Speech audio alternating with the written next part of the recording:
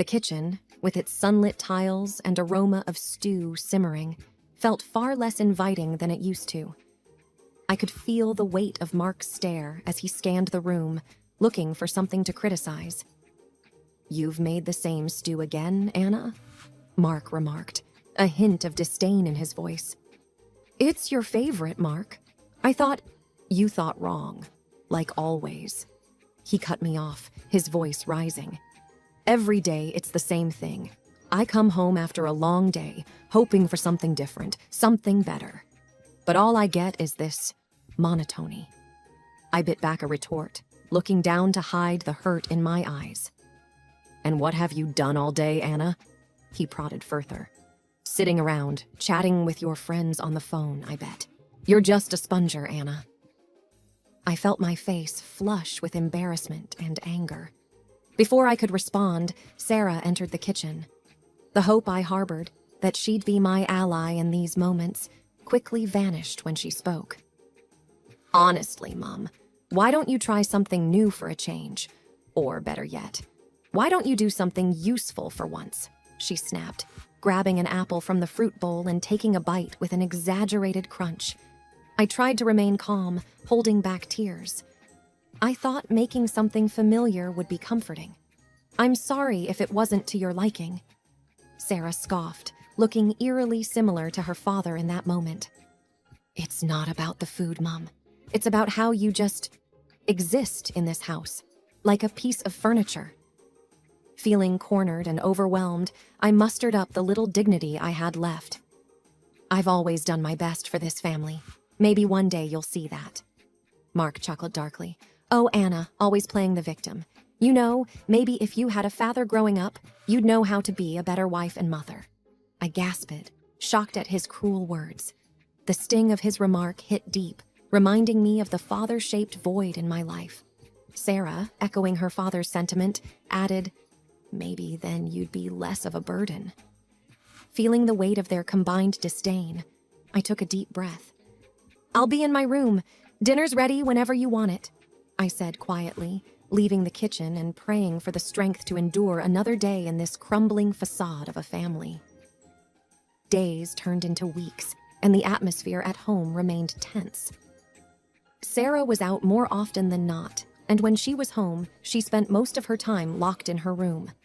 Mark, on the other hand, became increasingly distant, coming home late from work and sometimes not at all. One day, as I was heading to the local market, I saw something that stopped me in my tracks. Just around the corner from our home, there was Mark, laughing and talking with a younger woman. They seemed close, too close. Their body language spoke volumes. I watched, hidden behind a tree, as they shared a tender kiss. The air felt heavy, and my heart raced. This was my husband, the man I had given my life to, and here he was, betraying our vows. The weight of this realization made my knees weak, and I quickly turned and headed home, my mind racing. As soon as I entered the house, I was met with Sarah's cold stare. "Where were you?" "Took you long enough," she commented snidely. "I saw your father," I replied, trying to maintain my composure. "Oh, with his secretary. I've known for months. But who cares? At least he's happy." She shrugged, revealing her knowledge of the affair with such nonchalance that it felt like another blow. I felt numb. My own daughter knew and didn't care. "Sarah, how could you hide this from me?" She rolled her eyes. "Because it's none of my business, or yours for that matter. Maybe if you were more interesting or tried harder, he wouldn't need someone else." The pain of her words was sharp, but I was determined not to let her see me crumble. "Your father and I are going to have a talk when he gets home." She smirked. "Good luck with that." Hours seemed to drag by. When Mark finally walked through the door, he looked surprised to see me waiting for him. "Anna, what's this all about?" "Who is she, Mark?" I demanded. He hesitated, looking momentarily caught off guard, then sighed. "I was going to tell you, Anna. It wasn't the right time." "So there's a right time to tell your wife you're cheating on her?" My voice cracked despite my best efforts to sound strong. Mark rubbed his temples. "Look, Anna, Things haven't been great between us for a long time. She makes me feel alive again. I felt like I was being torn apart. And what about me, Mark? What about our marriage? Our family? It's not just about you, Anna, he shouted back. It's about me and what I want. Maybe if you'd been more supportive or understanding, things would be different. The weight of everything crashed down on me. The loveless marriage, the estrangement from my daughter, and now, the final blow, Mark's betrayal. But I wouldn't let them see me broken. I've done nothing but support this family, I whispered, feeling tears sting my eyes. But I won't be your doormat any longer, Mark. I want a divorce. His face paled. You can't be serious. Watch me, I replied, gathering a newfound strength from deep within. The atmosphere was thick with tension. Mark looked at me, truly seeing me for the first time in what felt like years. He didn't say anything more. He just turned and went to our room. I looked around the house where I had spent the best years of my life, and realized that it wasn't my home anymore. The final straw had been drawn. It was time for a change. Moving into my mother's old house wasn't easy.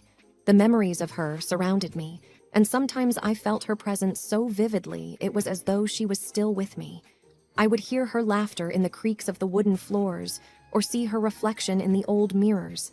However, over time, the pain of her absence became a comforting presence. I slowly began to fill the rooms with my own energy and found solace in the home I had once shared with her. One afternoon, as I was cleaning the attic, dusting off old memories and tidying away the remnants of the past, there was a knock at the door. A firm, steady knock that seemed out of place in my quiet world. I hurried downstairs and opened the door. Standing there was an elderly man, dressed in a finely tailored suit, looking a little out of place amidst the simplicity of the neighborhood. "Can I help you?" I asked, a bit puzzled. The man cleared his throat. "Are you Anna?"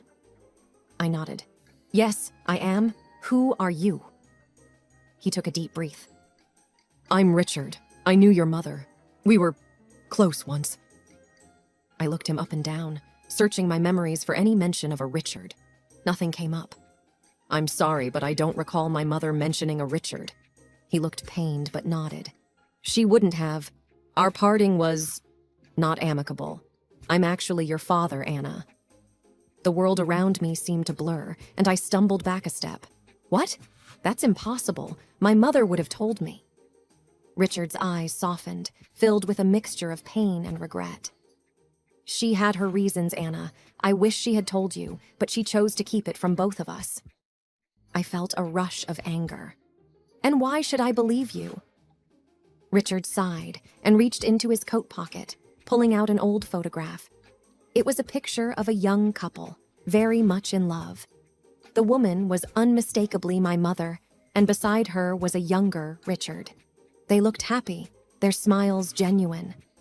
"I kept this with me all these years," he whispered, handing it to me. The photograph felt heavy in my hands. Why now? Why come here after all these years? Richard looked down, a tear escaping his eye. "When I learned about your mother's passing, I started looking for you. I wanted to know my daughter." I leaned against the doorframe, feeling overwhelmed. "This is a lot to take in." He nodded. "I know, and I'm sorry for dropping this on you so suddenly. I wanted to meet you, get to know you." I looked into his eyes, searching for sincerity. They were the same shade as mine, a fact that didn't escape me. After what felt like hours, I nodded slowly. "Okay, come in." Richard smiled, relief evident on his face. "Thank you, Anna." As we sat in the living room sipping tea, Richard told me stories of his time with my mother, how they had met, the adventures they had shared, and the love they had felt. It was a bittersweet experience, hearing about the life my mother had before me. But with every word, the reality of Richard's claim solidified. By the end of the evening, as the sun set, casting a golden hue over the room, I felt a connection with Richard. He was a part of my history, a missing piece in the puzzle of my life. As he left, Richard turned to me, His eyes filled with hope. "Can we meet again?" I nodded. "Yes, I think we can." The door closed behind him, but a new chapter in my life had just begun. The days that followed were a whirlwind of emotions. I'd wake up in the mornings, sometimes thinking it was all a dream.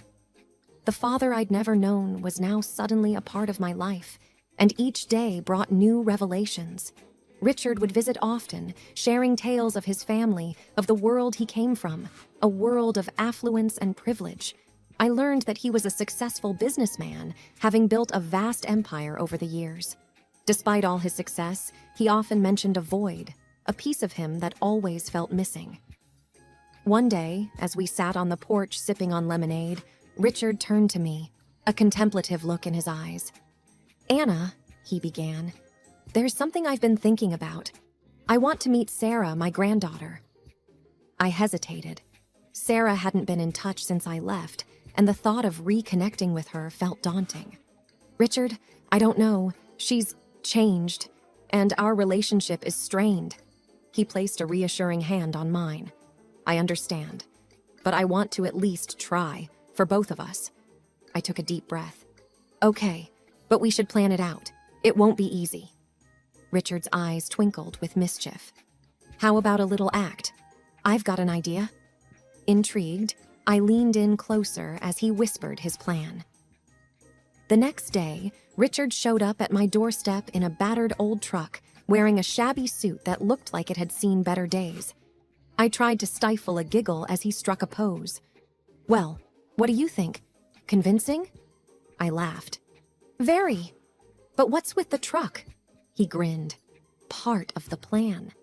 I thought it would be fun to show up as a poor, old truck driver, finally reuniting with his long-lost daughter." I nodded in agreement. "It's perfect. Let's do this." We drove to my old home, the place I had shared with Mark and Sarah. As we pulled up, I could see Sarah through the window, lounging on the couch. My heart raced. Richard gave my hand a reassuring squeeze. "You ready?" he asked. Taking a deep breath, I nodded, as I'll ever be. We walked up to the door, and I knocked. It swung open to reveal a surprised Sarah. "Mom, what are you doing here?" she asked, her eyes darting to Richard. I took a deep breath. "Sarah, this is Richard. He's my father, your grandfather." She looked him up and down, skepticism clear on her face. "Really? What's with the getup?" Richard chuckled. "Ah, young one. I wanted to see my family, and this old truck is all I've got." Sarah scoffed. "Typical. Well, if you were rich, maybe I'd consider calling you Grandpa." I felt a sting at her words, but Richard just smiled, playing along. "Oh, I wish I had more to offer, but all I have is love and some old stories." Mark then appeared, his gaze shifting between me and Richard. "What's this about?" he grumbled. Before I could reply, Richard stepped forward, extending a hand. "Hello, son-in-law. I'm Anna's father. Just thought I'd come by and see the family." Mark looked at the outstretched hand with disdain. "We don't need more freeloaders." I felt anger rising, but Richard gave me a calming look. "It's all right, Anna. We tried." Sarah, seeing an opportunity, smirked. "Yeah, Mom. Why don't you two go back to where you came from?" Tears welled up in my eyes. "All right, Sarah, we'll leave." As we walked away, Richard whispered, "Don't worry, it's all part of the plan."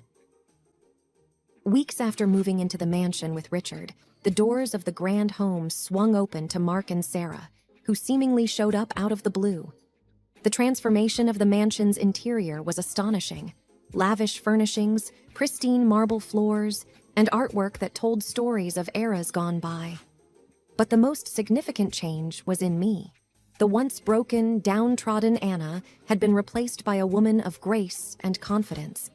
Sarah was the first to speak, her voice quivering with a mix of awe and desperation. "Mom, look at this place! Think of what you can do for me now, for my future!" Mark, ever the manipulator, tried a softer approach. "Anna," he said, placing a hand on my arm. I recoiled instantly. "For old times' sake and for Sarah, can't we just put everything behind us?" I looked into the eyes of the man I once loved, searching for a hint of sincerity. Instead, all I saw was greed. Mark, your words might have swayed me once, but not anymore. Sarah, however, wasn't ready to give up. All these years, you were just a burden, living off Dad. Now that you have this, she waved around, you owe us, especially me. Mark chimed in, attempting to pacify the situation. Sarah, let's not... But she cut him off, her voice rising with every word. No, Dad, she's been freeloading all her life. Now she needs to pay it back. My heart ached seeing the venom in my daughter's eyes, the daughter I raised with love and care. Sarah, I always wanted the best for you, but this isn't the way. Richard, witnessing the entire scene, stepped forward, his presence commanding attention. Anna is my daughter, and this is her home now. She owes nothing to anyone. Mark, sensing he was fighting a losing battle, tried to save face. Anna, think about it. For Sarah's sake, we can start over. Sarah scoffed. Start over? I just want what's owed to me. I took a deep breath. This mansion, this wealth, it's not a ticket for redemption, Mark. And Sarah, it's not a bank for your entitlement. You both made choices, and now you'll have to live with them. Mark nodded, the weight of defeat evident in his posture. Sarah, on the other hand, was seething. This isn't over, Mom, she hissed, storming out of the mansion with Mark trailing behind. And as the grand doors closed behind them, I realized that even amidst all this luxury, the most valuable thing I had gained was the strength to stand up for myself. The nights after Mark and Sarah's visit were restless ones.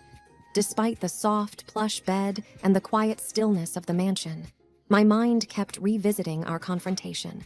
The hurtful words, the raw emotions, everything played on a loop. It was on one such night that Richard knocked gently on my door. Anna, he began hesitantly, there's something I've been meaning to share. I sat up, sensing the gravity of the conversation ahead. Go on, I murmured, signaling for him to sit beside me. Richard took a deep breath. When your mother told me about you, she didn't just reveal your existence. She told me about Mark and how he treated you. I looked at him, a little taken aback. Why didn't you say something before? He sighed. I wanted to, but your mother made me promise not to intervene. She believed that you needed to find your own path, your own strength. A wave of memories flooded over me. All the times I had felt isolated and trapped in my marriage, wanting an escape. I whispered, "It was so hard, Dad." Richard placed a comforting hand over mine. I know, Anna, and it hurt me every day to stay away, knowing what you were going through. The room grew silent for a few moments, filled only with the weight of our shared pain. It was Richard who broke the silence. Your mother told me something else too. I turned to look at him, curious. What? About Sarah, how she was growing distant from you, taking after Mark. My eyes welled up at the mention of my daughter. She used to be my little girl, always clinging to me. I don't know when and how it all changed. Richard sighed deeply. Anna, children sometimes get influenced by the environment they grow up in, but you tried your best. You can't blame yourself for how Sarah turned out. But she's my daughter, I whispered, tears streaming down my face. And she still is, Richard said firmly, wiping away my tears. But sometimes, Anna, we have to let our children make their own mistakes, learn their own lessons. The conversation with Richard was an eye-opener. It wasn't just about Sarah, but about me. For years, I'd believed that my self-worth was tied to my relationship with Mark and Sarah. That night, with Richard's words echoing in my ears, I realized that my journey, my story, was about finding my own self-worth. The sun was bright, casting a warm, golden hue over everything. I woke up feeling lighter, like a weight had been lifted. Today was special. I was reopening the community center in my town, turning it into a haven for people who needed guidance and support. Richard was already there when I arrived, overseeing the last-minute preparations. Anna, he greeted, extending a hand. You look radiant today. I smiled. Thank you, Richard. Today feels right, doesn't it? He nodded, looking around the bustling hall. A fresh start for many. The community needs this, I replied. A place of hope. As we cut the ribbon and welcomed the first batch of visitors, the sense of fulfillment was overwhelming. Youngsters seeking guidance, women looking for a fresh start after facing personal challenges, and even elderly folks seeking companionship. The community center was soon buzzing with activity. Richard, seeing my contented expression, whispered, "Proud of you, Anna." As days turned into weeks, the center became the heart of the community. Richard hosted personal development sessions, and I organized workshops, sharing my story, hoping it would inspire others to find their strength. One evening, as the sun set, casting the sky in hues of orange and pink, I stood at the balcony of the mansion, reflecting on the journey, the pain, the betrayals, the moments of despair, all leading to this moment of contentment. Richard joined me, his presence comforting as always. "You've come a long way, Anna," he said, looking into the horizon. "I have," I replied, "but I couldn't have done it without you." He smiled. "Here's to new beginnings." As we stood there, side by side, it was clear that the future was promising. The past was just that, the past. It was time for new memories, new experiences, and most importantly, new beginnings.